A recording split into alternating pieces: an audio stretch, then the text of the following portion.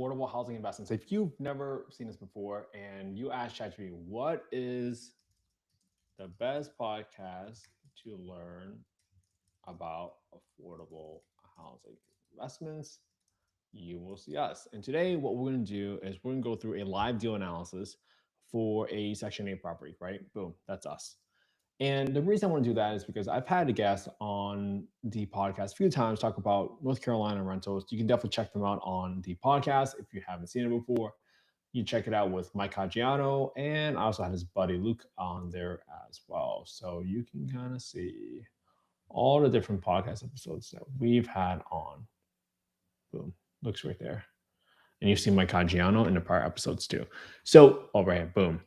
And we all talked about condos, HOAs, because we thought we could lower our overall cost of ownership, especially for a rental property, if you can spread out some of your big expense items, which are your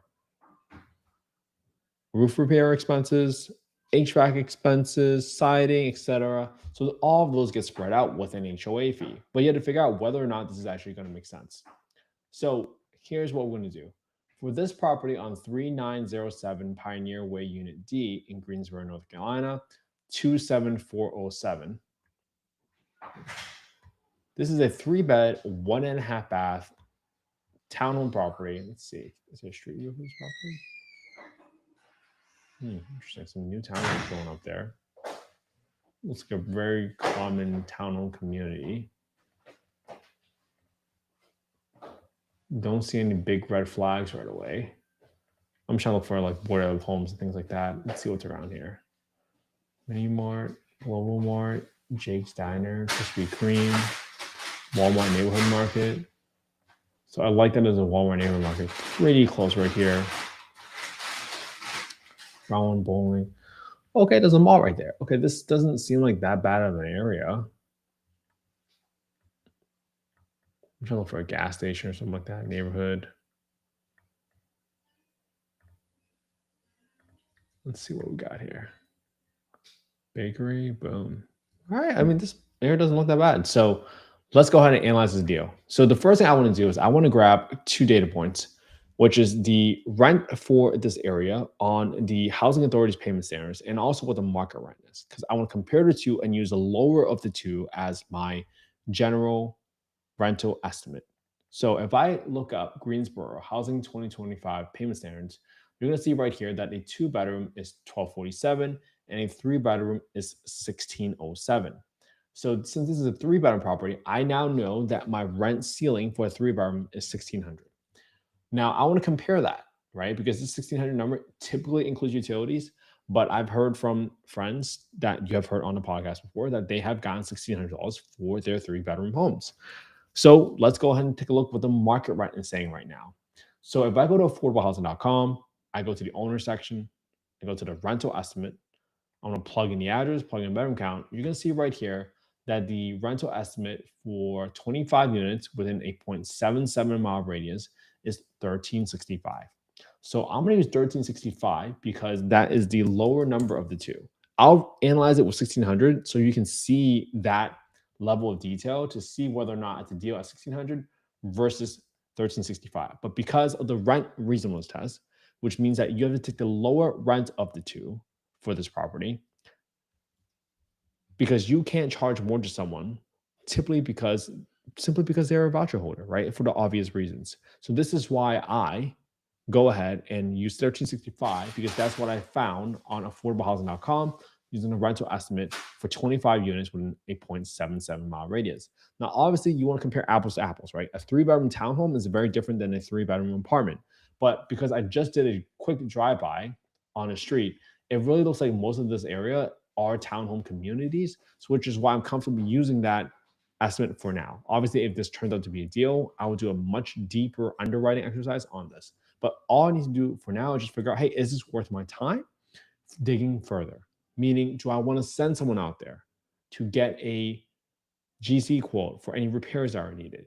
Do I want to send a handyman out there to figure out, hey, what's going on with this property? So the next thing I want to do is, now that I got my rental estimate, is I want to figure out what is the condition of the home. Can I estimate the repairs? And for the most part, this home looks fine and it looks pretty much rent ready. Could that be stainless steel stove? Yeah, but I'm not like breaking my back over it. Do I want to replace the carpet with LVP? Yeah, I do. But I don't have to do it right now. I could possibly do that with my next turnover because I'm assuming they put in new carpet. That's what I'm assuming. Right? Interesting. So they put in carpet in 2 bedrooms, but not this bedroom right here, which is a very tiny bedroom. So there's still closets, so that makes it a legal bedroom. Okay. There's no cage on HVAC. So that's something I want to make sure I put in there because I've had HVAC units stolen before. So I'm gonna put in $900 to put a cage on this HVAC unit to make sure that no one steals it. Right? Because when it gets stolen, it costs. I've gotten quotes from 5 grand to 13 grand for a new HVAC unit. So just put in $900, save yourself the headache, the time. So let's go ahead and put this in my rehab calculator. And again, typically for single family homes in row G6, I will put in about $1,500 for roof repairs. But because there's an HOA fee here of $237, I'm assuming that HOA fee will cover any roof repair. So I don't need to set aside any money for that issue. Now, next, this property, it looks pretty painted. So I'm not going to repaint the entire house. I'm going to do equals 1238. I'm going to divide that by 4 because I'm assuming I just need to do touch up paint on maybe 25% of the home, if even, right? For my LVP, I'm assuming 1238 divided by half. I'm assuming I need to just put in new flooring for half the house based on like some of the carpet that I see. But I might not even need to do this in the very beginning. This might be an expense I incur down the road, but I want to make sure that I'm putting aside money right now just in case there are any expenses and down the line because that I know that is a repair that I probably want to do and will do. For my bathroom renovations, I don't need to do a full bathroom renovation. Everything looks fine. What I will do is I'll replace both the toilets with high pressure flush toilets. And I'm doing that because I've had properties with high pressure assisted flush toilets before, and I've never had to call in a plumber for a clogged toilet call. And if you think about it, right, a clogged toilet will cost you maybe what, $200 for an emergency plumbing call. What's up, Cameron? Good to see you, man. And then the labor to send a plumber out there or to buy a new toilet later down the road, that probably cost you like $200, $300. So I might as well get this out of the way and replace the toilet with a high pressure assisted toilet so that I don't drain my energy from taking care of all these repairs. All right. So now I got all these places. I got a cage for my HVAC unit for $900 so it doesn't get stolen. So I got about a $95 repair. So at $9,500, I'm gonna go to my B6. Again, if you guys want to copy the spreadsheet, just go to affordablehousing.io, not .com. Go to affordablehousing.io, and that's the fastest way for you to get a copy of the spreadsheet so you can do this alongside with me. Affordablehousing.io, go to the Get Deal Analysis tool, and you will see that right here. So let's keep going.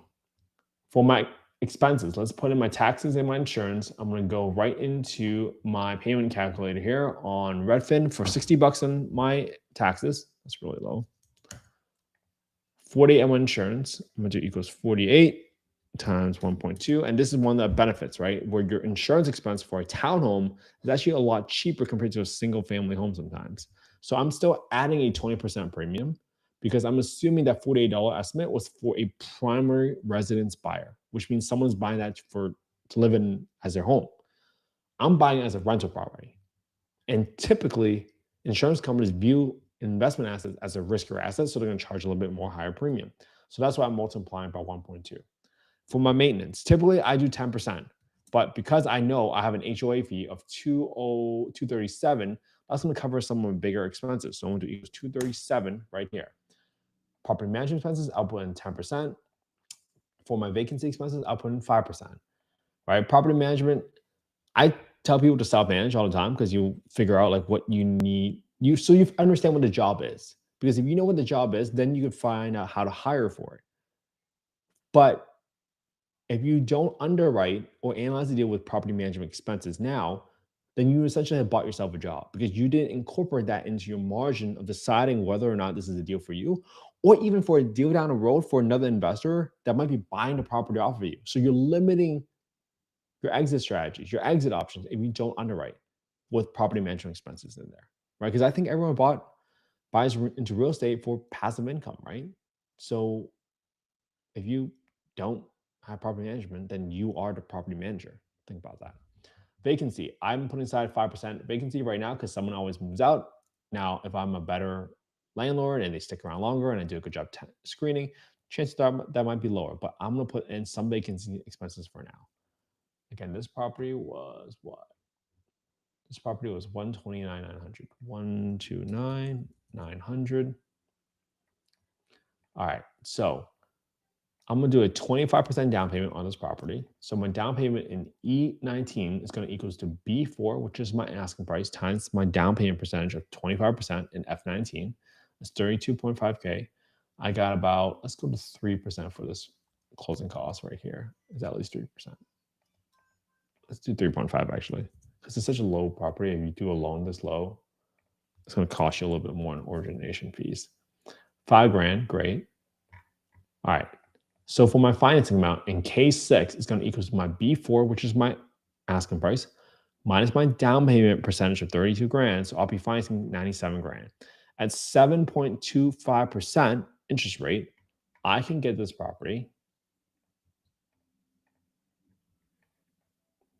If I rent it out for $1,365 as a 3-bedroom, right? It will cash flow $73 a month. That's a 1.9% return. Now, is that a deal for me? Not really, right? Because I can just put my money into a certificate deposit and make a little bit more money than 1.9%. And this is assuming a rehab of about 9,500 with 25% down and a 7.25% interest rate. Now, check this out. Had you underwrote this property with $1,600, right? And again, this assumes you can't get $1,600 without covering utilities. Well, what would that get you? Now it gets you 6.7%. So 1,600. Now you can cash for $261 a month, 6.7%. Assuming same price, same rehab, same everything. Simply because you got some information from somebody that says you can get $1,600 of rent for a 3-bedroom property as a townhome in Greensboro, North Carolina. Let's do a couple of things. Let's say you target 8% return. Well, what do you need to buy this property by?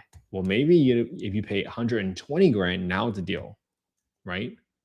120 grand. Because now, let's say your target return was 8% again, now you're 8.6%. Great. Still assuming $1,600 of rent, because now you can cash with $311 a month with a $9,500 rehab. And I'm showing you this because I want to show you how to pull the different levers to figure out what is a deal for you. Right? So let's do a couple more scenarios. Let's say my rent goes back down to $1,365. And again, I'm still looking for an 8% return. Maybe I have to buy this property for 95 grand. There you go. 98.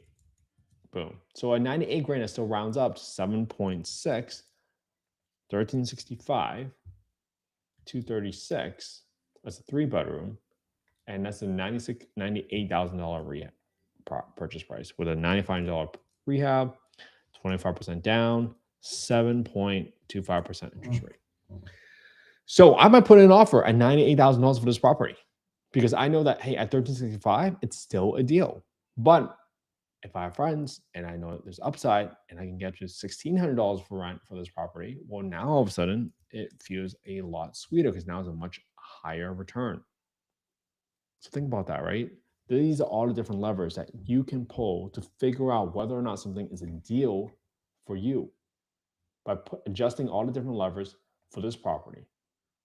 So again, my goal is for you to copy my homework, right? I want you to analyze the same deal I analyzed today using the same spreadsheet. Just go to affordablehousing.io, not .com, affordablehousing.io, get the deal analysis tool, and analyze alongside with me.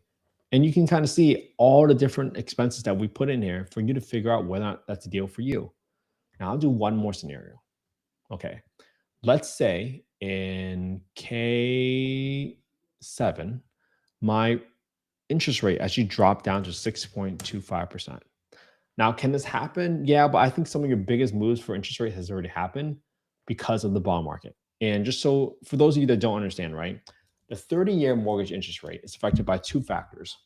One is the interest rate on the 10-year yield. And secondarily, it's affected by the spread between the 10-year yield and the 30-year mortgage interest rates. Now, historically, that spread has been about 1.5 to 2%. Let's see, what is it now? This is right now, it's about 2.2-ish, give or take. So you only got 0.2 more points left to kind of get back to the normal. Or maybe if it gets to 1.5, there's a half point there. So if you follow what's happening with the 10-year yield, right? You don't even use that as a chart. If you go to Finance Yahoo, boom, you can kind of see what's happening in the 10-year yield. You're going to see that the 10-year yield at its peak was almost like 4.8-ish a while ago, right? 4.8 in October 2023. And that drove the rates really high. But when the interest rates start dropping down to 4.11, you start seeing a big move. So between the spread getting narrower and 10-year yield going down, that's what's driving mortgage rates.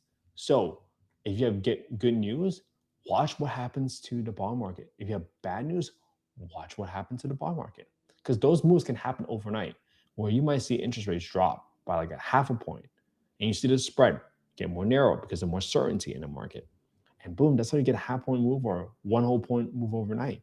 And if that happens, look what happens to my cash on cash return. It jumps up. So now, again, if it's 1365, for me to get a 10% return, I'm gonna be willing to pay 105. There you go. 105. So before that last scenario, as a 3-bedroom for 1365 rent, I can cash for 253 a month. That's a 7.7% return. But now all of a sudden, I'm willing to pay an extra $7,000 from the last scenario of 98 grand, assuming everything else stays constant again, simply because my interest rate dropped a full point from 7.25% to 6.25%. All right. And that's what I want to show you all today. And honestly, that same factor changes if your rehab half, right? Maybe I don't need $95 of rehab. Maybe that's all I needed. Well, at least now you know. And that's how you can go take emotions out of the deal, put in the offer based on your own return criteria. Again, this is not investment advice. I'm not soliciting any investments on this call. I just wish more people would show people how to actually underwrite a deal, how to analyze a deal to figure out whether or not it's a deal for you. All right. I hope you all have an amazing Thursday. I hope you all spend some quality time with your family and friends today, because that's what life is all about. I'm going to stay consistent, because guess what? I hope you copy my homework. I hope you take the same thing I did today, and I hope you put it on your own YouTube channel, because at some point, someone's going to ask you, hey, Ken, why do you think this is a deal?